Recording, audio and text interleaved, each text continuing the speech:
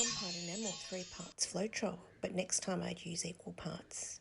A tablespoon of the Landridge pigment. I made sure I used my paint mixing mask so I didn't breathe any pigments and get stuff into my lungs, because we don't want pigments in our lungs. That's just yuck. And I had to use a binder too, just a teaspoon of binder. I just used one that I had hanging around. Just look for something that breaks down the paint powder, because the Floetrol doesn't do it, it'll get lumpy. And then you can make your own acrylic paints. It's fantastic, in fact. So that's sort of my measurements for this creation. Here we are at the canvas. The binder made sure that the has been flooded with pigment was creamy. Anyway, here we go creating. The previous creation underneath it, and I've just covered that, and I'm surprised at how quickly it's drying.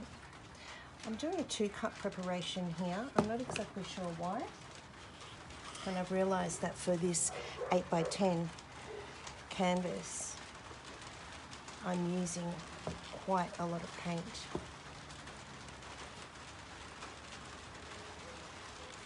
I'm really interested to see how the phthalo green goes. And I think that's about all I'm going to do. And just pour 1 cup out and see how it goes with the ring pour. I'm going to stop and start the video again because the rain's starting to come down and that's such an irritating sound in the background.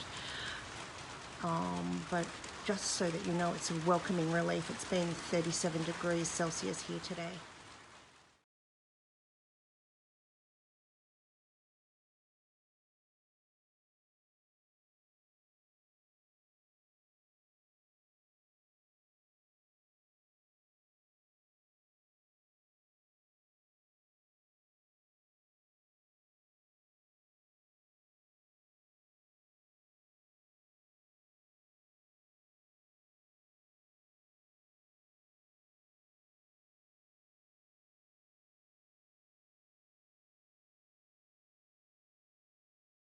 You can see in the first ring pour, not much of the ochre came through.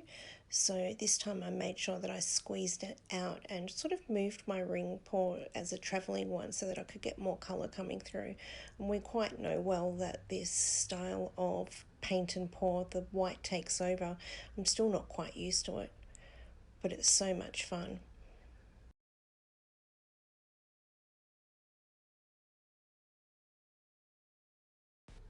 Can you see how that's a caterpillar there and a butterfly wing?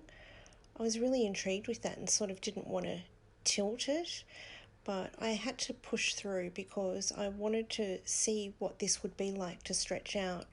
So I sort of fiddled around with the canvas a little bit while I was contemplating how I was going to tilt the canvas and just enjoying the notion of having that butterfly or butterfly wing and caterpillar.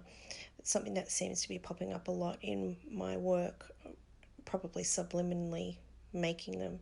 And here I go tilting, being careful not to tilt too much, and really making sure that I'm concentrating on composition and not tipping too much off. And I was really happy with what I ended up with. It was real. I didn't know if I wanted to tilt it because I saw like a representation of a butterfly and a caterpillar, and it was just such a transformational image to me. But I pushed through the temptation of just keeping something that was on a crappy canvas because it, anyway, and decided to do the tilting. And I'm glad I did because I've really got a good indication of how this mix works. I really think that using that enamel helps get that fluffy cloud effect, and I just need to get my ratios a bit more down, and I think we're there using an alternative to the Art Deco. You see the softness here, looking like sand dunes. I think I like it sort of this way, and really, really pretty, gorgeous, soft effects. I love the way that the colours have split up with the phthalo green and the ochre. What did you think of using the powder, the Langridge powder, rather than a paint? I'm really wanting to experiment more with fundamentally making up my own paints. Geez, doesn't that look like mountains there? Oh, I really do like this process. The paint mix dries really quickly. I don't know if you noticed before, I was having to cover the sides of the canvas, and that had a layer down, and it needed to be covered. I wasn't sure exactly why I was covering it, whether it was because I was going to tilt on it and help the paint flow, or whether I just wanted the areas that were uneven covered so I could have a better view at the composition and understand what I was looking at. Haven't completely covered the sides, but that's all right. It's looking nice down there anyhow. Nothing that, if I wanted to touch up, it would be easy to do. I was interested that when I poured the paint in to the cup up high, the second cup, how it formed cells. So if you want this cell-less, you've got to be really careful with the layering of the paints, so that you don't cut through and create that kind of interaction that causes the cells to form. The paints prefer to be layered clearly on top of each other and do their merging on the canvas rather than being pushed around in the cup, which causes a greater reaction.